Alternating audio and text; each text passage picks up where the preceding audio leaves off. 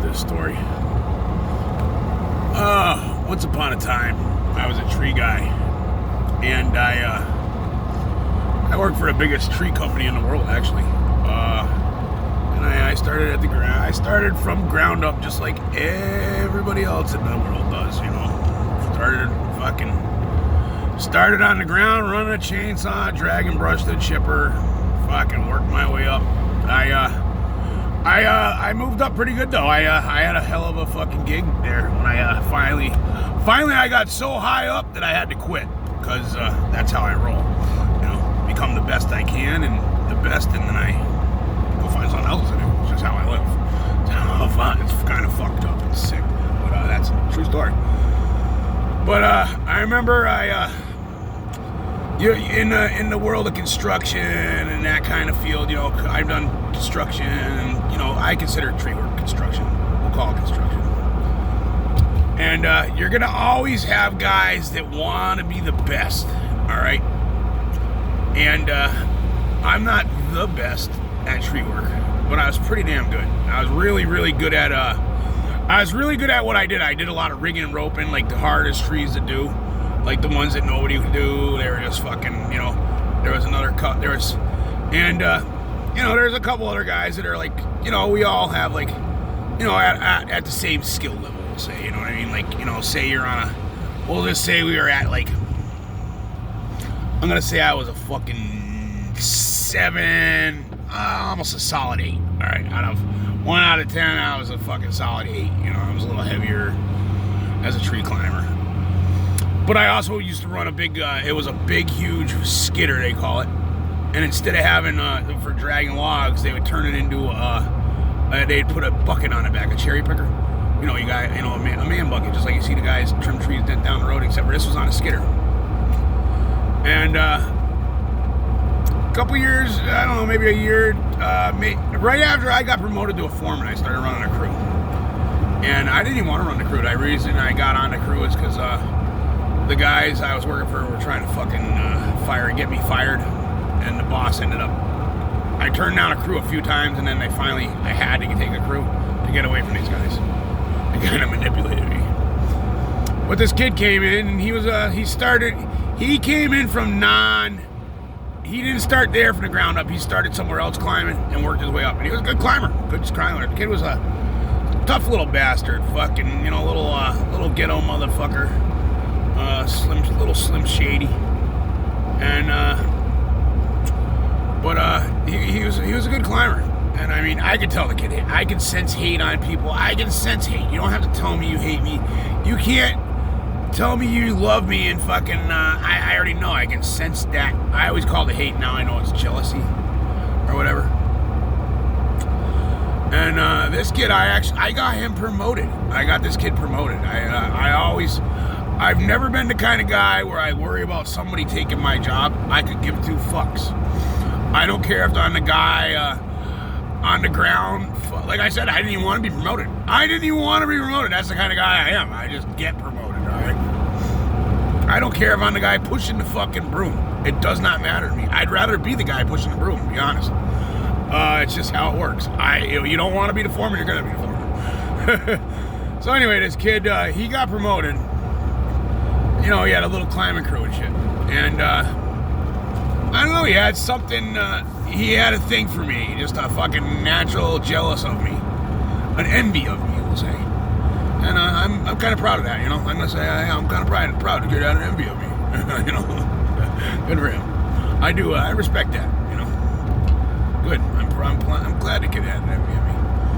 But anyway, I ran a bucket, he ran a climbing crew where he had no machine, just, he had to hump the trees, Fucking go up him with spikes with fucking a chainsaw strapped to his ass. Fucking sucks, you know what I mean? And he had a real hard, when we trimmed the power lines from one end to the other, like down the high tension lines. And he had a really hard tree there. And it was a really bad tree. He wanted to actually even climb it to show, because he was a young kid, fucking lead in the pencil, fucking full of piss and vinegar. Fucking heart like a lion, I give it to him. Yeah, fucking heart like a lion. Maybe kid probably weighed 110 pounds. Heart like a lion.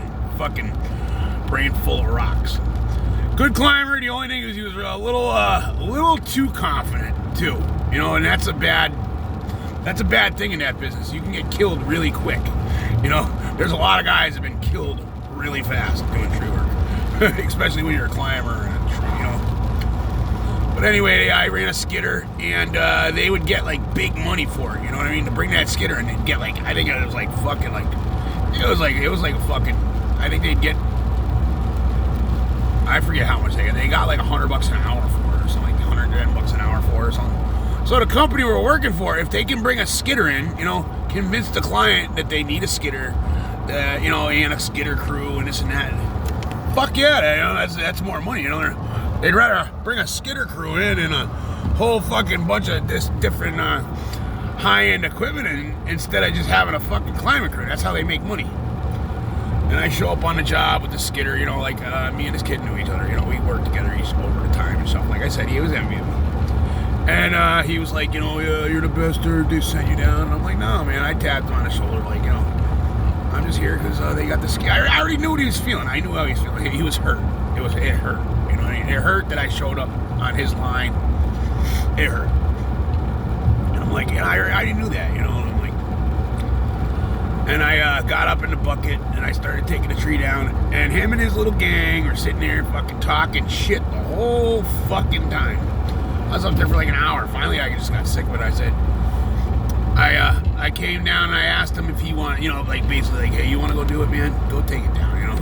Because the kid literally had a fucking, when I showed up, I am not going to lie, the kid had a fucking tear running down his cheek. I seen a little tear running down his face. And I didn't pick on him or anything.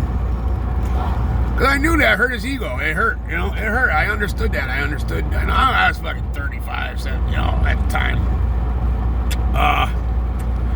Could have cared less whether I was there or not. I was just there to run the equipment. Fucking just nothing to do with ego, nothing to do with. And I had him go do the tree, you know. And I don't know, just because that way he can, I don't know, I let him have it, you know, like here, man. Like, I went and climbed through the brush, cutting his brush while he did the tree, you know, the shit work, you know. I basically went and gave him, you know, and tree work sucks when you're working on a power line. You're cutting brush on the side of the route, you know. And being in the bucket is a lot better than that, you know. But anyway, yeah, I had him go run my skidder, and I took off, went and did some shit work. And then, I think it was like the next week, the head boss, the guy, the big boss came and see me, and he's like, Eric, man. He's like, hey, what happened down there? I'm like, oh, it went pretty good, you know. And he's like, well, Adam said that he had to do the tree because he couldn't do it. Fucking little fucking shitbag. Boss already knew it wasn't that, you know. Fucking kid turned around. Like I said, the kid really had a tear running down his face.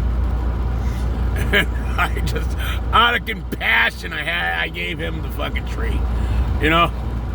And then he turned around and told the boss that I went and did his shit job.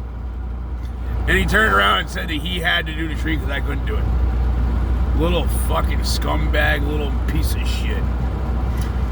But yeah, the moral of the story is being like a compassionate man of God or something like that.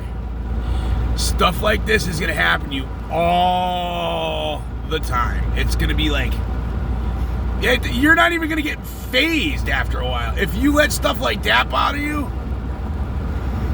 you're in the wrong fucking world. You know what I mean? But yeah, that's just a little story I was just thinking about. I forget what even made me think about it. But yeah, this kid, I helped him get promoted and everything. I'm literally, they used to come to me when they were looking for, like, you know, say they were running, they had a, you know, something come up where they needed another crew or something. I literally, like, they'd come to me because I knew the guys, I knew the work, I knew the guys, I knew everybody. You know, I'd be like, hey, the kid Adam, you know, he's, you know, I literally got him a truck, a crew, you know, got him promoted and shit. But in the end, I guess the moral of the story is Some people are like Doberman pinchers. No matter how fucking much you pet them, they're still gonna bite your ass. I don't give a fuck. No matter how much you fucking rub their fucking belly, they're gonna bite your hand off. Never forget it. See ya.